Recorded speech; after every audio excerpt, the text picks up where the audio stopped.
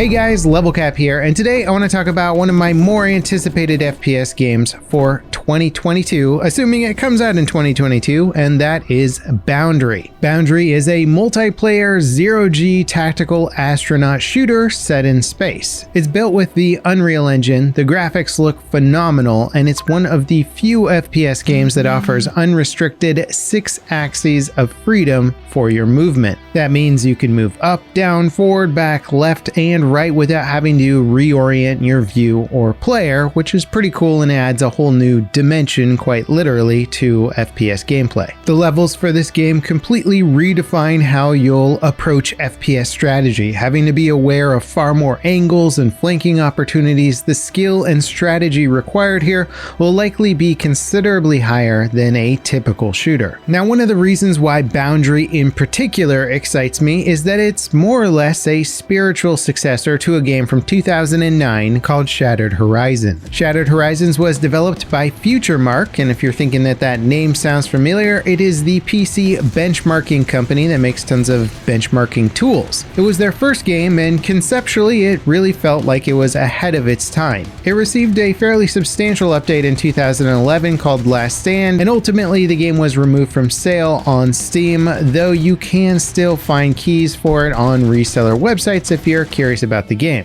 The servers aren't being supported and the game isn't being supported anymore, so the developers just didn't feel right continuing to sell the game, but you can still load it up if you have a key and play against bots. I played it quite a bit back when it first released, and the concept was so well realized that I had always wished the game had become way more mainstream than it did. However, it truly was more of an indie experimental title from a studio's very first game. When the game first launched, there was only one primary weapon and a tactical grenade launcher. Everyone pretty much ran the same loadout, and beyond that, the rest was left up to skill and tactics. And personally, I didn't mind that too much, as it really equalized the battlefield and made it a game that puts skill above almost anything else. Later, they added more weapons and options to try and flesh out the game into a more mainstream competitive game, but ultimately it never quite took root as much as I would have liked it to. Still, it's a fun game to hop back into and mess around against the bots. The spatial awareness required really engages your brain way more than a typical shooter, and it's fun to rotate your view 180 degrees to see how your brain reinterprets the world. It really makes me realize that it's nearly impossible for my brain to see anything in a non-planar reality. I need to establish a ground plane and then orient myself around that concept. And some maps have very obvious ground planes that allow you to do that, such as the map Flipside. It's an asteroid base that has 2 flat sides to it, and dropping through cracks in the center allow you to get to the other side, and then you can reorient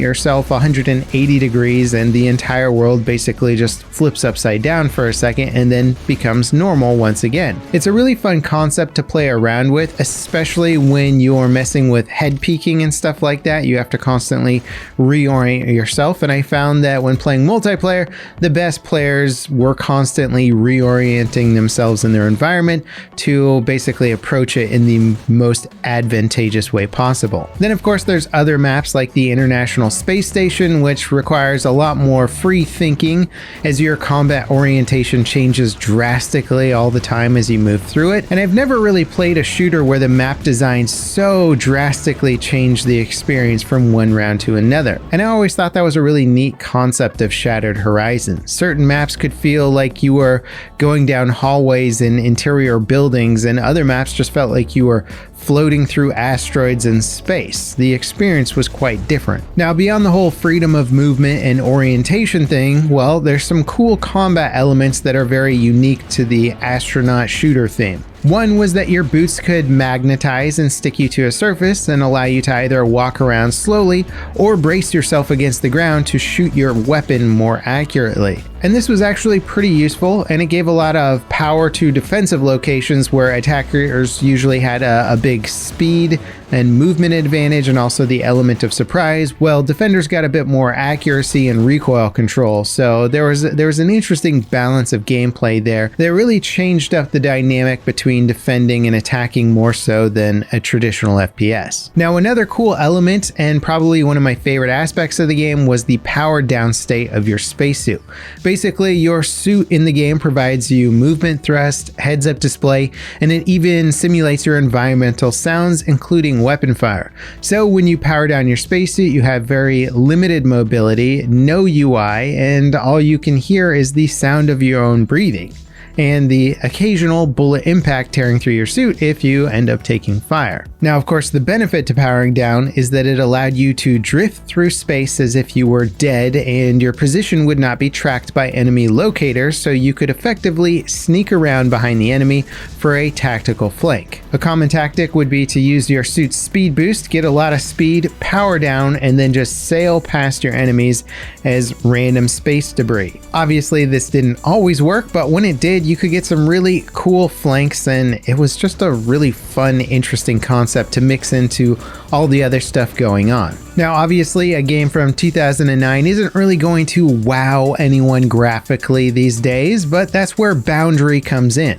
Running on Unreal Engine 4, Boundary brings us a similar experience with vastly improved graphics and even some limited destruction. It also appears to be positioning itself to become a game with esports potential and or a neat progression system. It's also added a grappling hook for additional movement options if you need to get behind cover quickly or perhaps pull yourself up to an enemy for a stylized takedown. It's also launching with a variety of weapons. Now, the gameplay in Boundary also looks a bit more realized than Shattered Horizon, and what I mean by that is that Shattered Horizon looks more like a shooter where you happen to be fighting around a space station, and Boundary looks like a space station that's also an FPS map. Basically, it looks like Boundary's trying to strike a better balance between its gameplay design versus aesthetic design, where I think Shattered Horizon was a little more heavy-handed on the aesthetics versus gameplay. I don't know if this will be a good thing or bad thing in the long run. I did really enjoy Shattered Horizon simply because it felt like I was in an untested environment, or an environment not necessarily meant for FPS gameplay, and if I could be clever about my orientation and how I navigated the environment, I'd get an advantage. I don't know if that's going to translate over the same way into Boundary, but we'll just have to wait and see. Now, speaking of gameplay and development, Boundary was first revealed way back in 2016 as a PlayStation and PSVR exclusive title as part of Sony's China Hero project. However, plans have changed quite a bit since its first reveal, and in 2019 it was announced that it would also be coming to PC, and it appears that VR isn't really a main focus anymore. It's being developed by Surgical Scalpels, as far as I can tell, a new game studio, and has since received multiple hype trailers and some limited beta and tech demo testing. However, it's also seen many delays, having its release date pushed back at least 5 times since its reveal. Their latest release date info is simply 2022 without anything more specific than that, and their Twitter handle has indicated that we should be getting some exciting information soon, but beyond that, it's really hard to say when we're going to get hands-on with this game.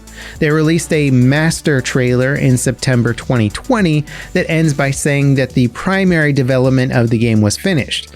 Well, obviously we're now well over a year past that trailer, so clearly more delays, likely pandemic related, have slowed progress. There was also a report that a number of employees had left the studio due to disagreements with how the game was being managed. All that said, even early demos of the game do look quite playable, and the early 2021 gameplay also looks fairly polished overall. Granted, some of the UI elements do look a little heavy-handed with the Call of Duty aesthetic, like rewards and stuff popping up in the middle of the screen that could potentially obstruct your view of players floating around, but you know, we'll see what happens in the long run. It's very hard to know what's happening behind the scenes at the studio. Obviously, I'm hoping for the best with the game, and I hope we get a 2022 release date that's successful. I always loved the idea of space shooters, and I was never sure if the concept would actually work until I played 2009's Shattered Horizon, which, as fun as it was snippet of what I wanted from a much more elaborate gameplay experience. Hopefully Boundary is that much more elaborate, grand, fleshed out gameplay experience, and I hope it can gain a following. I'll certainly be reporting on Boundary this year as news developments unfold for the game, and I'll definitely be playing it when it launches, if and when it eventually launches. Let me know what you guys think about the space shooter concept. Did you ever play Shattered Horizons back in 2009? Were you able to play it in the beta or tech test for Boundary? Let me know in the comments below. As always, thanks for watching, guys, and I'll see you next time. This is Level Cap, signing off.